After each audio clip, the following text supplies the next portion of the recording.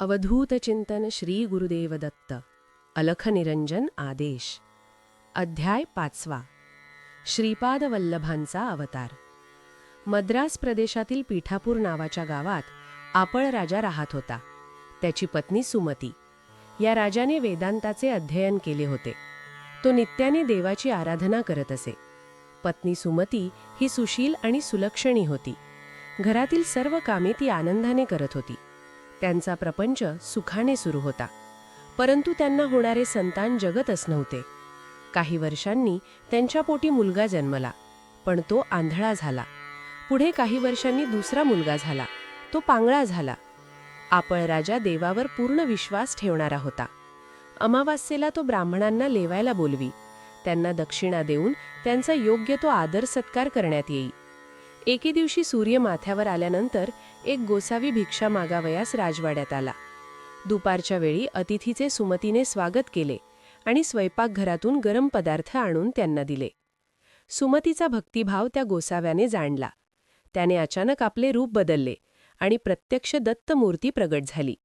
सुमती हे दृश्य पाहतच राहिली. तिने दत्तात्रेयांना साष्टांग नमस्कार घातला.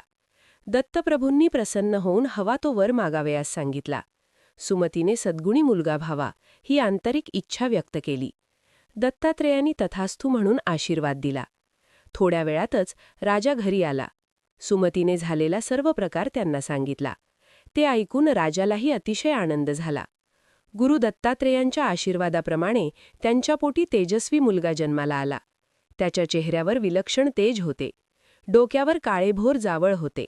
मोठ्या हौसेने त्याचे बारसे झाले आणि त्याचे नाव श्रीपाद असे ठेवण्यात आले. त्या तेजस्वी मुलाला पाहून सर्व लोकांना परमसंतोष झाला.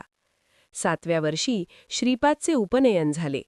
वडिलांनी कानात गायत्री मंत्र सांगताच मुलाच्या मुखातून वेदांतवाणी प्रगट होऊ लागली. सर्वांनी ते तेजस्वी शब्द ऐकले आणि त्यांना अतिशय आश्चर्य वाटले. आपल्या बाललीलांनी आईवडिलांना सुखवीत श्रीपाद मोठा झाला. आईवडिलांनी लग्नाचा प्रस्ताव मांडला. श्रीपादने स्पष्ट सांगितले की मी विवाह करणार नाही, यात्रेला निघून जाणार आहे. आई म्हणाली, तू निघून गेलास तर आम्हाला आधार कोण? या भावांनाही पुढे कोण सांभाळणार? आम्ही तर आता वयोवृद्ध झालो आहोत. श्रीपादने आपल्या दोन्ही भावांना समोर बसवले. त्यांच्या मस्तकावर हात ठेवला. क्षणभर डोळे बंद केले. आशीर्वाद दिला. आणि काय आश्चर्य! आंधळ्या मुलाला स्पष्ट दिसू लागले. पांगळा मुलगा क्षणात चालू लागला. हे पाहून आईवडिलांना आनंद झाला. आईवडिलांचे आणि सर्वांचे आशीर्वाद घेऊन श्रीपाद तीर्थयात्रेस बाहेर पडला.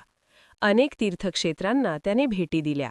हा छोटासा श्रीपाद म्हणजेच श्री श्रीपाद वल्लभ हे दत्ताचे अवतारच आहे. अवधूत चिंतन श्री गुरुदेव दत्त. अध्याय 5 समाप्त. वरील अध्यायाच्या श्रवणाने शारीरिक दोष अथवा व्यंग नष्ट होते व ज्ञानप्राप्ती होते. अलख निरंजन आदेश.